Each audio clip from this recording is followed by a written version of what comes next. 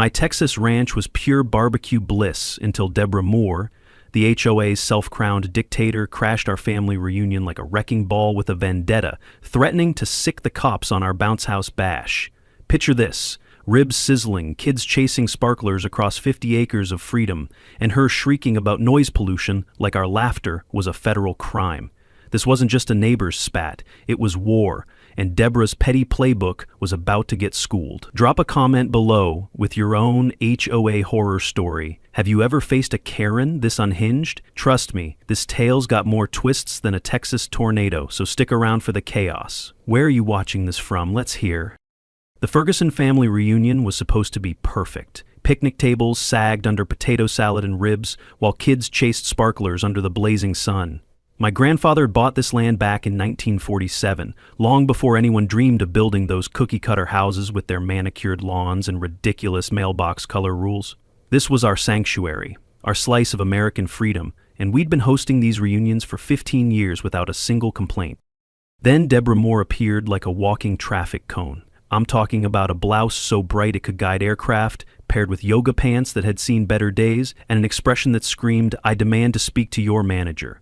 She was the self-appointed president of the Sunny Meadows Homeowners Association, the uptight suburban development that bordered my ranch. Her voice could cut glass, and I swear I saw a few of my relatives actually flinch when she started yelling, "End this chaos right now, or I'm calling the police to haul every last one of you out of here," Deborah shrieked, pointing a perfectly manicured finger at my bounce house like it was some kind of weapon of mass destruction. My sister Lila, who was tending bar near the main house, looked up from mixing drinks with an expression that promised trouble. I'd seen that look before, usually right before she demolished someone with her razor-sharp wit. I smirked, pulling out my law degree knowledge. "Ma'am, this is private property, and I've got permits backed by county law," I said, keeping my voice calm and showing her the paperwork from my back pocket, the same permits I'd been getting for years without any problems. The county had always been supportive of our family events, especially since we employed half the local catering crew and brought business to the area. Deborah didn't even glance at the documents. Instead, she let out a laugh that sounded like a dying hyena. "Permits? I don't care about your little pieces of paper. This is a residential area, and your noise pollution is disturbing the peace of our community." She gestured wildly toward the subdivision, where I could see exactly 0 people complaining. In fact, an elderly woman from the corner house was standing in her yard, clearly enjoying the music and waving at the kids. Deborah snapped photos of the bounce house, muttering about evidence for the board. The calculating look in her eyes told me this wasn't just about noise complaints. This woman was building a case, documenting everything for some twisted master plan that would probably involve lawyers and legal fees. That's when Lila decided to join the conversation. My sister had never met a fight she couldn't win with words, and Deborah had just painted a target on her back. "Did a highlighter explode on you?" Lila called out, not even bothering to look up from the cocktail she was shaking. "'Cause that blouse is so bright, I'm pretty sure the International Space Station can see it from orbit." The nearby relatives tried to hide their snickers, but it was like trying to stop a dam with a Band-Aid. Deborah's face turned approximately the same shade as her blouse. She fumbled for her phone with shaking hands and dialed 911, holding it up like some kind of trophy. But then, just as quickly, she hung up, before anyone could answer. A slow, cruel smile spread across her face, and I realized this woman wasn't just angry. She was calculating. "You think this is funny?" she hissed. "We'll see how hilarious it is when I make your life a living hell."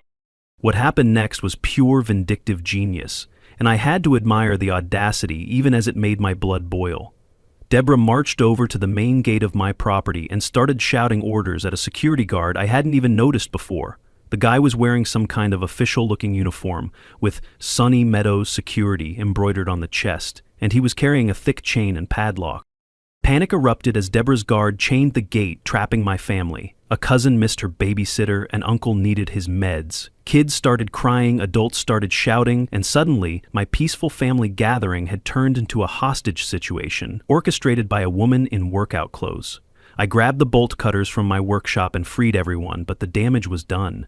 Trust had been broken, and I could see the doubt in some of my relatives' eyes.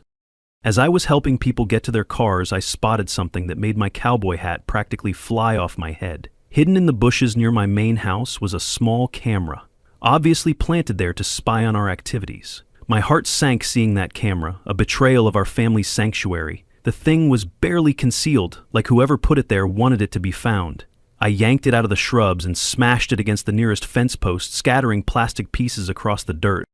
I pulled out my phone and sent a quick text to a family friend at the sheriff's office for advice. Hey, having some issues with the HOA neighbor. Nothing urgent, but might need guidance. I kept it casual because the last thing I wanted was to drag law enforcement into what should have been a simple neighbor dispute.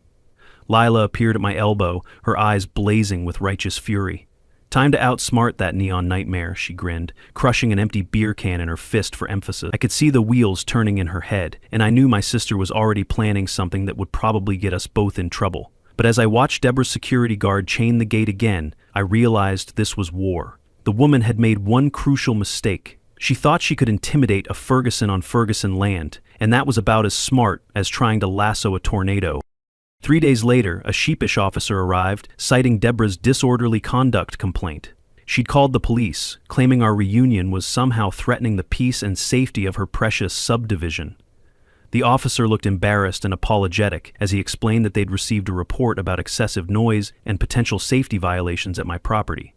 The really twisted part came later that evening, at the monthly Sunny Meadows HOA meeting. The Beige Community Center hosted 20 bored residents, most of them looking like they'd rather be anywhere else. But I needed to know what we were dealing with, so Lila and I showed up, ready for battle. Deborah stood at the front of the room like a general addressing her troops, wearing another eye-searing outfit that I swear was designed to cause retinal damage. She'd prepared a presentation, complete with a projector and everything. "Fellow homeowners," she began, her voice dripping with fake concern, "we have a serious problem. The Ferguson Ranch is hosting increasingly dangerous gatherings that threaten our community."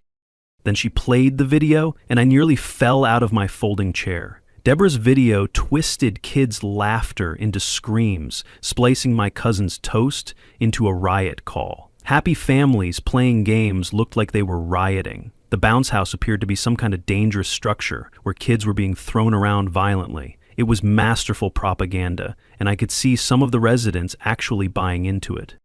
Her brother Grant stepped forward to add his 2 cents. Grant Vasquez was everything you'd expect from a sleazy salesman. Slick back hair, expensive suit that didn't quite fit right, and the kind of smile that made you want to count your fingers after shaking his hand.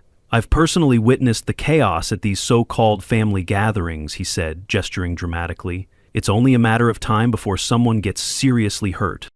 The HOA board, clearly under Deborah's thumb, voted to fine me $2,000 for violation of community standards and creating a public nuisance.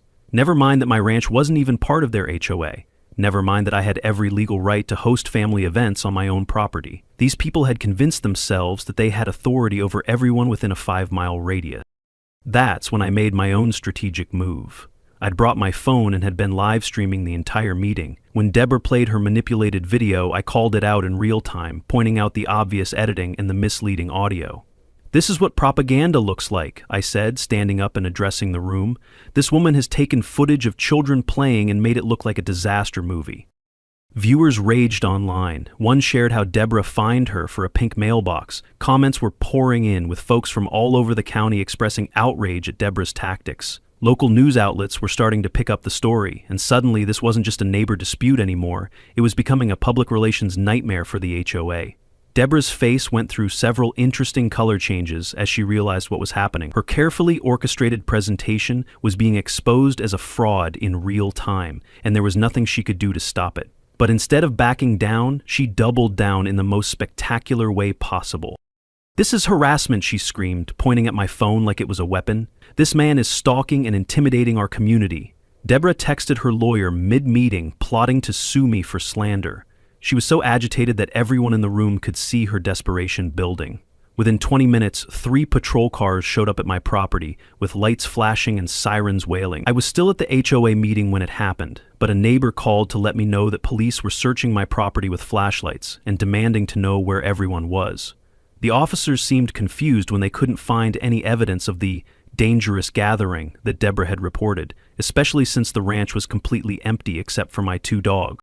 By the time I got home, the police had already left, but not before thoroughly searching my barn and main house. They'd found nothing because there was nothing to find, but the search sparked rumors, and neighbors eyed me warily. Deborah was willing to waste police resources and potentially endanger real emergency responses just to harass me. Deborah's fines had driven 2 families away, I learned through my research that night. She'd been elected president 3 years ago after running on a platform of maintaining community standards, but her tenure had been marked by increasingly authoritarian policies and suspicious fines levied against anyone who disagreed with her. Leela came over the next morning with coffee and a newspaper clipping. "Look what made the local news," she said, spreading the paper on my kitchen table. There was a small article about HOA disputes and police resources that mentioned our situation. "That highlighter-wearing dictator has no idea what she's started," Lila continued, stirring her coffee with obvious satisfaction. The next morning, I found a forged HOA fine in my mailbox, Deborah's next move. The document claimed I owed $3,000 for ongoing violations and threatened legal action if I didn't pay within 30 days. But I wasn't worried anymore. The net was already closing around Deborah, even if she couldn't see it yet. Deborah's guards set up a checkpoint, demanding IDs from my guests. 3 security guards in official-looking uniforms created what could only be described as a blockade around my ranch, complete with orange cones, and a folding table positioned right at the edge of where my property met the public road. It was like something out of a police state, except the police were actually mall security guards with delusions of grandeur. But the security checkpoint was just the beginning. Yellow signs screamed, "Protect our community," against my ranch. Bright propaganda appeared overnight on every street corner throughout the subdivision, featuring pictures of perfectly manicured lawns and happy suburban families, with smaller text warning about outside influences and disruptive elements that threatened their way of life. The signs were professionally made and obviously expensive, which got me wondering about the HOA's budget. How was a small suburban development affording this kind of campaign? That's when I got an interesting phone call from Brianna Grant, one of Deborah's neighbors and former supporters. Brianna, once fined for her rose garden, shared HOA budget leaks. She was everything you'd expect from a suburban housewife. Perfectly styled blonde hair, pearl earrings, and the kind of rigid posture that suggested she'd been to finishing school. But when she called me that Tuesday evening, there was something different in her voice. "Mr. Ferguson," she began, "I hope you don't mind me calling, but I felt compelled to reach out after seeing what's been happening with the HOA situation." She paused, and I could hear her taking a deep breath. "I want you to know that not everyone in Sunny Meadows supports what Deborah is doing. Some of us are very concerned about her methods and her spending." It turned out that Brianna had been keeping track of the HOA's finances, and she'd noticed some interesting discrepancies. The association's budget was supposed to be transparent, with quarterly reports sent to all homeowners, but Deborah had been increasingly secretive about expenses, claiming that security concerns required certain expenditures to be kept confidential. "She's spending money we don't have on these security guards and signs," Brianna explained. "The HOA fees were raised twice last year, supposedly for enhanced community protection, but most of us assumed that meant better lighting or maybe a neighborhood watch program. We didn't expect a private army." The next day, I decided to test just how far Deborah was willing to take her security theater. I organized a small barbecue for some friends from town. Nothing fancy, just a few people, grilling burgers and playing cornhole in my backyard. Within an hour of the first guests arriving, Deborah's security team had doubled in size and was actively photographing everyone who entered or left my property. That's when I spotted something that made my blood run cold. One of the security guards was setting up what looked like a professional surveillance camera, pointing it directly at my main house. Each guard's photo felt like a stab at my family's legacy. This wasn't just harassment anymore. This was stalking, and it was happening on public property with no legal authority whatsoever.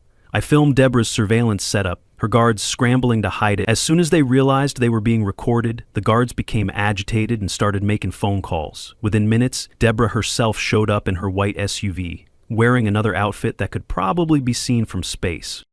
"You're harassing my security team," she screamed, jumping out of her vehicle like it was on fire. "This is stalking and intimidation." Deborah posted online branding me a rural menace. She was so agitated that her usual calculated demeanor was cracking, revealing the desperate woman underneath. The responding officers looked tired and frustrated when they arrived. The patrol officer who approached me had an apologetic expression. "Mr. Ferguson, we need to talk," he said quietly. "You're not in trouble, but we've received another complaint about harassment and public disturbance. The caller claims you're intimidating community members with aggressive filming."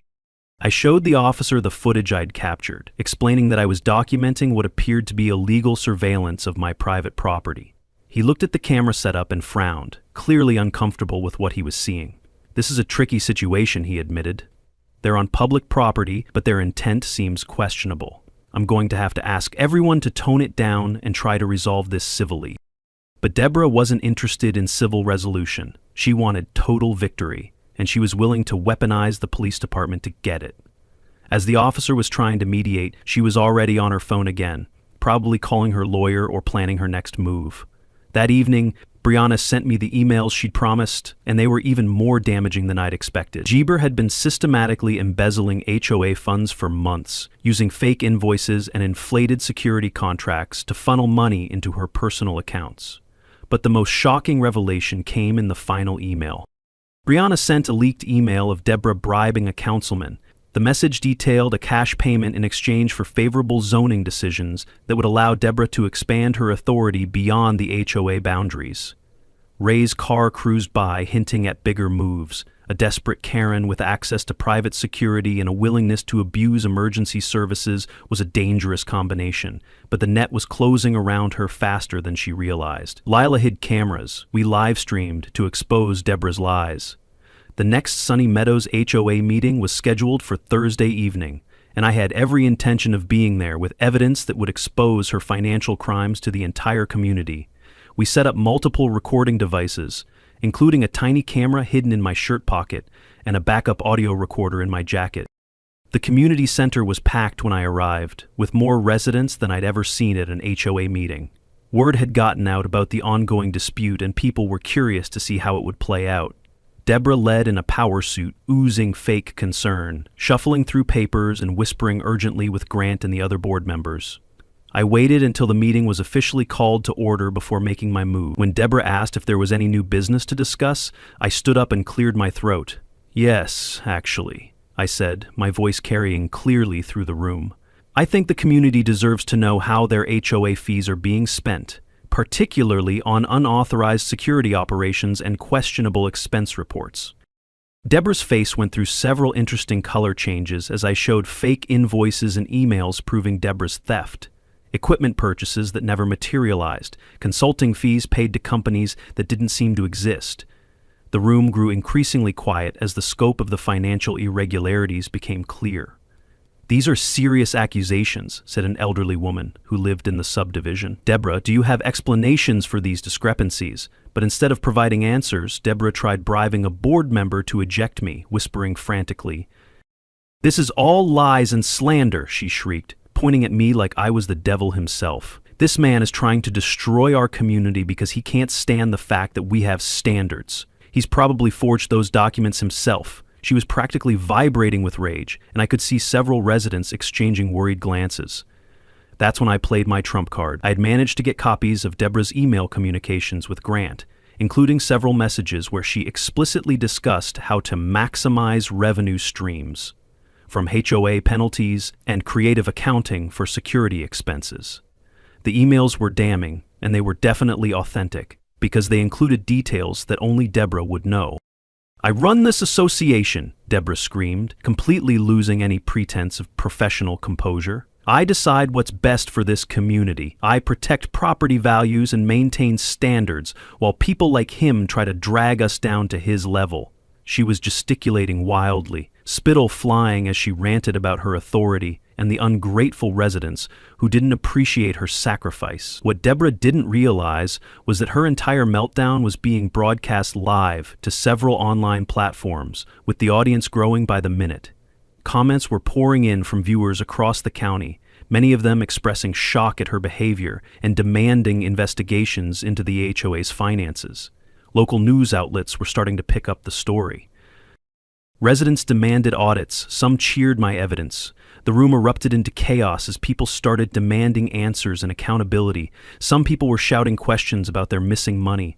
Others were calling for Deborah's resignation, and a few were actually applauding my revelations. It was like watching years of suppressed frustration finally boiling over. Brianna stood, exposing Deborah's $5,000 consulting scam. "I've been documenting Deborah's financial crimes for months," she announced, her voice carrying clearly through the room. I have copies of bank statements, forged invoices, and email communications that prove systematic embezzlement of HOA funds.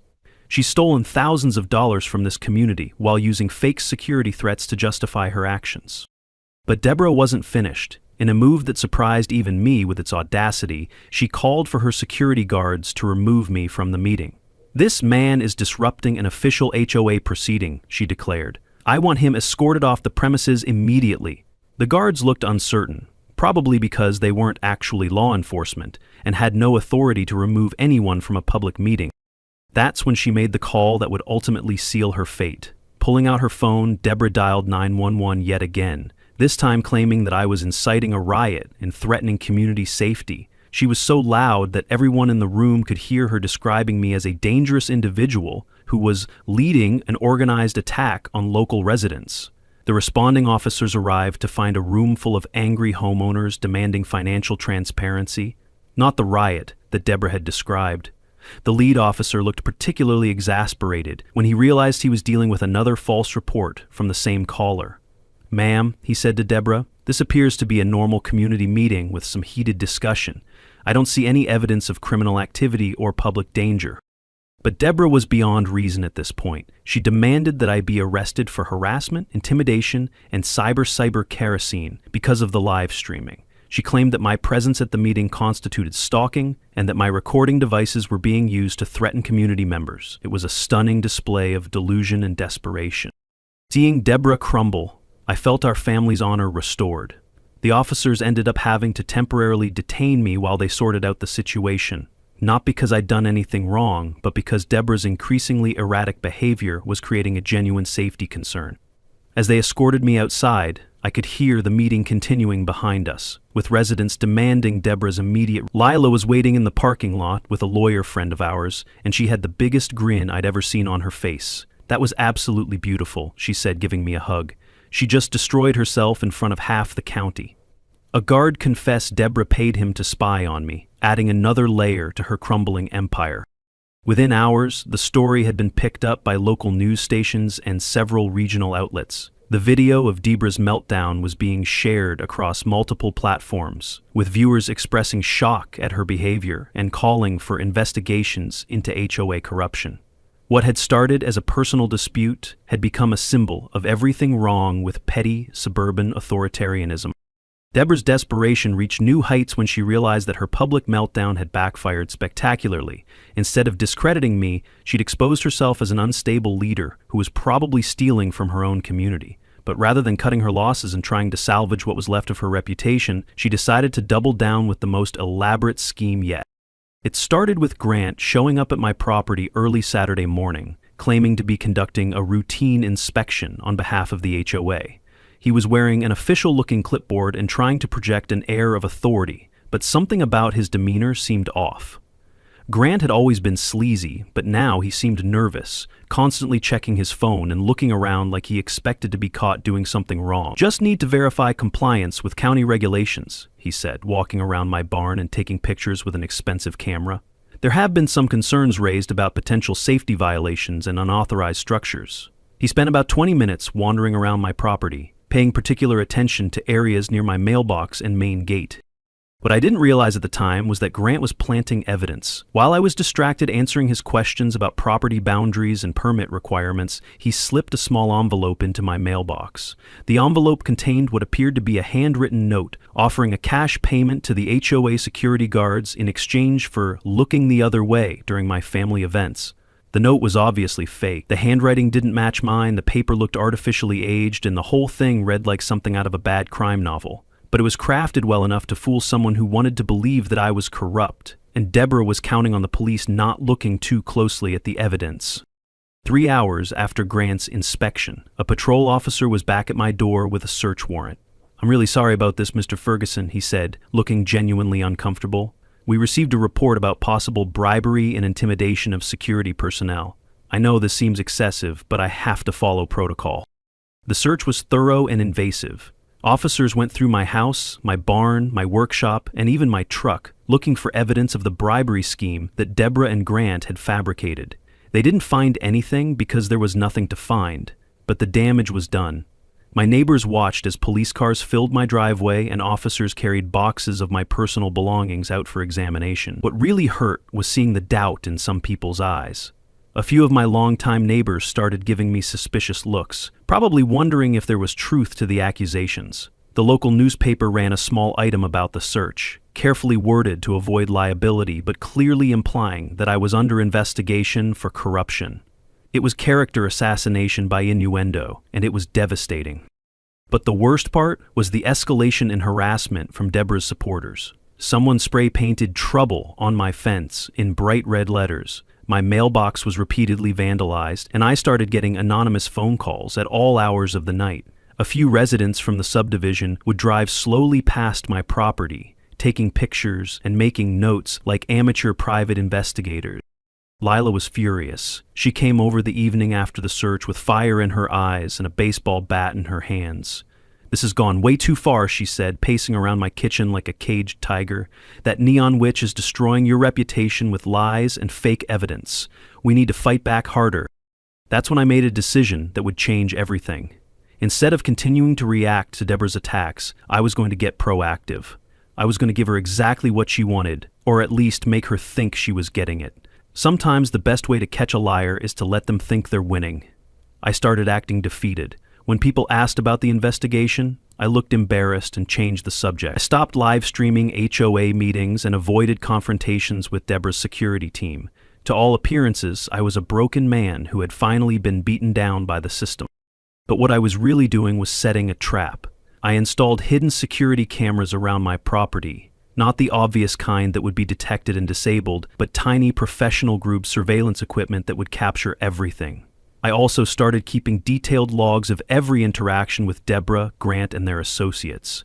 The breakthrough came when I caught Deborah in my backyard at 2 a.m, burning documents in a metal trash can. She thought she was being discreet, but my night vision cameras captured everything in perfect detail. I watched from my bedroom window as she fed page after page into the flames, her face illuminated by the flickering light. The documents appeared to be HOA financial records, probably the original versions that would prove her embezzlement. She was destroying evidence, which meant she knew that investigators were closing in. But what she didn't know was that Brianna had already copied most of the important files, and that every minute of her late-night arson was being recorded in high definition. I didn't confront her or call the police immediately. Instead, I let her finish her work and drive away, thinking she'd covered her tracks. The next morning, I reviewed the footage and realized I had something even better than financial documents. I had video evidence of Deborah destroying official records, which was a felony in our state.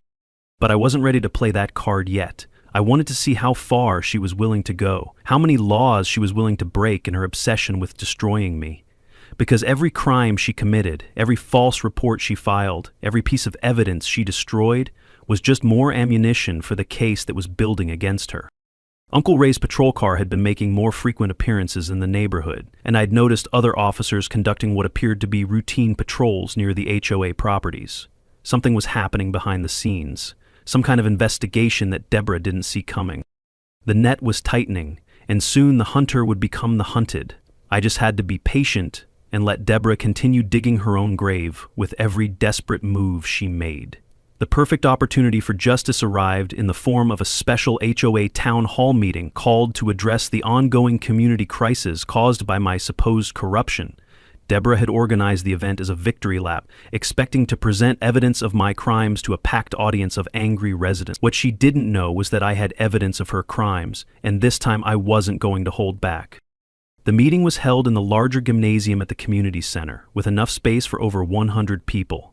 Deborah had clearly been promoting the event throughout the subdivision and beyond, because the crowd was the biggest I'd ever seen for an HOA gathering. Local news crews were setting up cameras in the back, and I could see reporters checking their equipment and preparing for what they expected to be a dramatic confrontation. Brianna had positioned herself strategically in the front row, wearing a wireless microphone that would broadcast everything directly to multiple online platforms. We'd coordinated with several residents who were sympathetic to our cause, creating a network of recording devices that would capture the event from every angle. If Deborah wanted a public spectacle, we were going to give her one she'd never forget. Deborah took the stage wearing what could only be described as a power suit in electric blue, complete with shoulder pads that made her look like a linebacker from the 1980s. She'd obviously spent considerable time preparing for this moment, with professional slides and printed handouts that she distributed to the audience. Her opening statement was delivered with the confidence of someone who believed she held all the cards.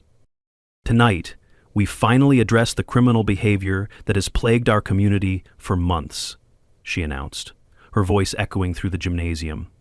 "We have evidence of bribery, intimidation, and deliberate attempts to undermine the safety and security of Sunny Meadows.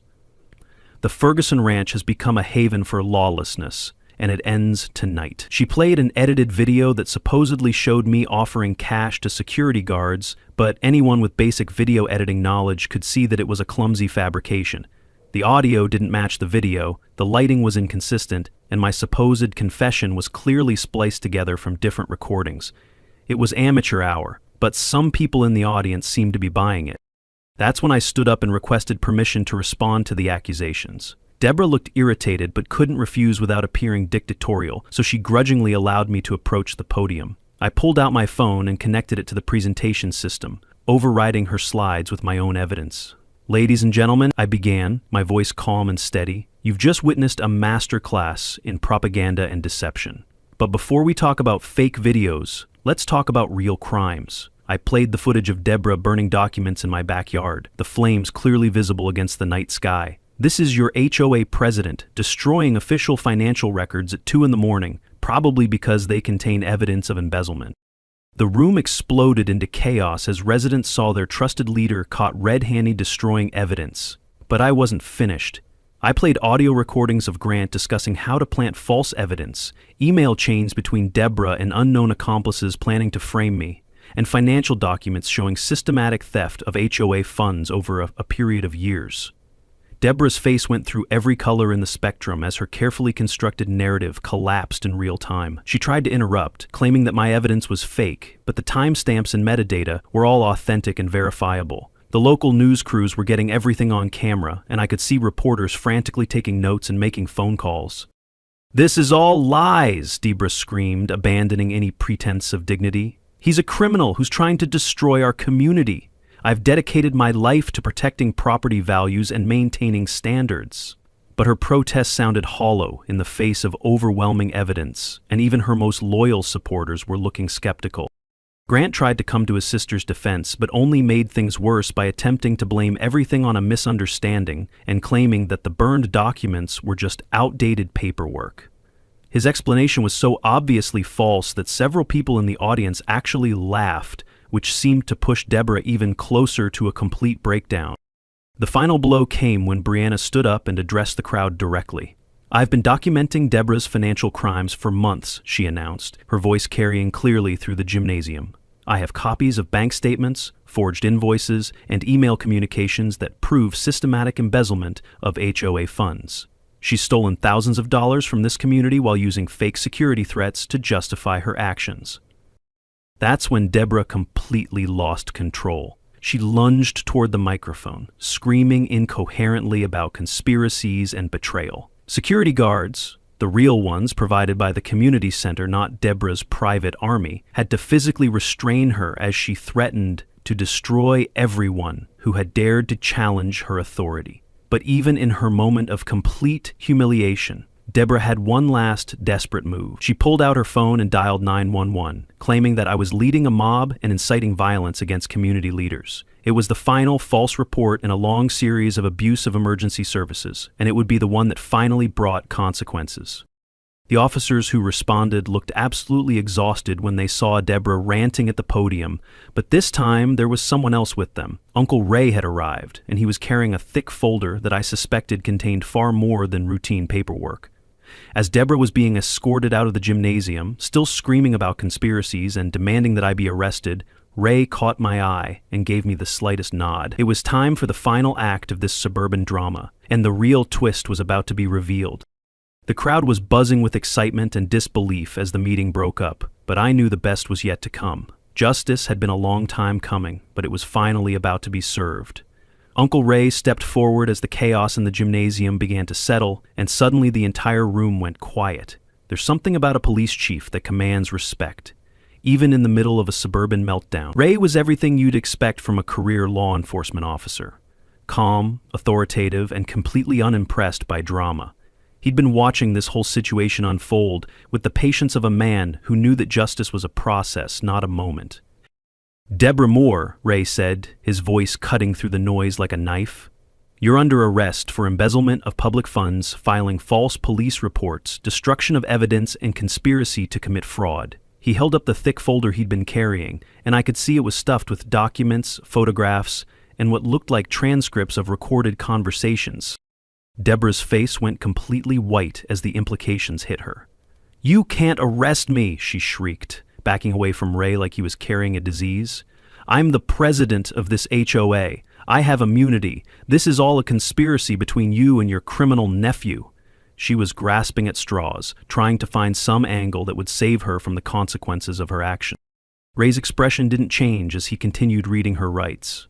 "Mrs. Moore, I've been investigating your activities for the past 6 weeks, ever since my nephew mentioned having some neighbor trouble. What started as a simple noise complaint inquiry turned into one of the most extensive fraud cases our department has seen in years." The revelation hit me like a thunderbolt. Ray had been building a case against Deborah this entire time, using her own false police reports as evidence of a pattern of harassment and abuse of emergency services. Every time she'd called 911 with a fabricated story, she'd been creating a paper trail that documented her escalating criminal behavior. "You see," Ray continued, addressing the crowd that had gathered to watch Deborah's arrest, "filing false police reports is a serious crime, especially when done repeatedly to harass innocent citizens." But Mrs. Moore didn't stop there. "Our investigation revealed systematic embezzlement of homeowners association funds, witness intimidation, evidence tampering, and conspiracy to frame an innocent person for crimes they didn't commit." Grant tried to make a run for it, but 2 other officers were waiting by the exits. He was handcuffed and placed under arrest as an accomplice, his slick salesman confidence evaporating as the reality of his situation sank in.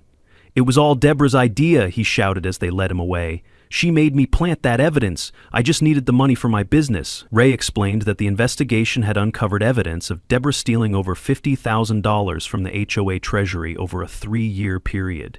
She'd been using fake security contracts, inflated maintenance bills, and phantom consulting fees to funnel money into personal accounts. The elaborate scheme had been designed to fund her lifestyle while maintaining the appearance of a dedicated community leader. "The irony," Ray said with the hint of a smile, "is that every false police report Mrs. Moore filed gave us probable cause to investigate her activities more thoroughly. She literally helped us build the case against her by documenting her own pattern of harassment and false accusations." As Deborah was being led away in handcuffs, she made one final desperate attempt to maintain her narrative. "This is all fake," she screamed, struggling against the officers. "They're framing me because they can't stand strong women in leadership. Kevin Ferguson is a criminal and his uncle is corrupt." But nobody was listening anymore. The evidence was overwhelming, and her credibility had been destroyed by her own actions. The crowd that had gathered began to disperse, with residents shaking their heads and muttering about how they'd been deceived for so long. Several people approached me to apologize for doubting my innocence and to express their gratitude for exposing the truth. An elderly woman, who had always been friendly despite living in the subdivision, gave me a hug and thanked me for standing up to that terrible woman.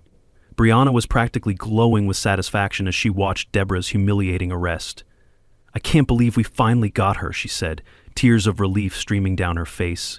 "She's been terrorizing this community for years, and everyone was too afraid to stand up to her. Thank you for giving us the courage to fight back." In the weeks that followed, the full scope of Deborah's crimes became public knowledge. The local newspaper ran a series of articles documenting her financial fraud and abuse of power, while regional news outlets picked up the story as an example of HOA corruption. The video of her arrest and final meltdown went viral, becoming a symbol of what happens when petty tyrants finally face consequences for their actions. The Sunny Meadows HOA underwent a complete restructuring, with new leadership elected on a platform of transparency and accountability. The stolen funds were recovered and returned to the Treasury, with plans to reduce fees and improve actual community services, rather than funding imaginary security threats. As for me, I decided to host another family reunion to celebrate the return of peace to our little corner of Texas. This time, there were no security blockades, no false police reports, and no neon-clad dictators trying to ruin everyone's fun. I put up a new sign at the entrance to my ranch. Private ranch, family welcome, Karens keep out. The reunion was bigger and better than ever, with relatives coming from across the state to celebrate justice and family. Uncle Ray stopped by in his patrol car, not to investigate complaints but to grab a plate of barbecue and congratulate me on standing up for what was right.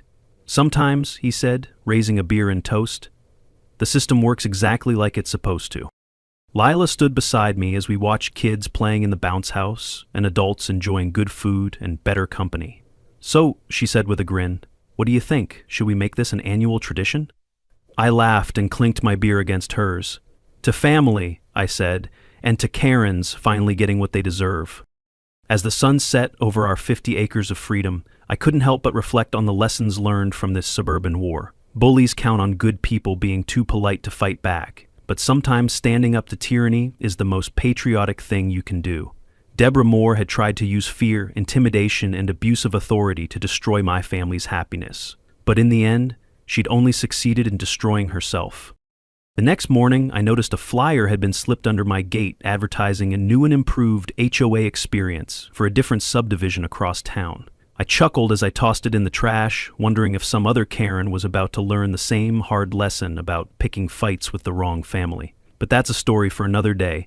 If you've got your own HOA horror stories or Karen encounters, drop them in the comments below. And remember, the Ferguson Ranch is always open to family, friends, and anyone else who believes that freedom and good barbecue are worth fighting for. Thanks for watching, and don't forget to subscribe for more tales of justice served Texas style.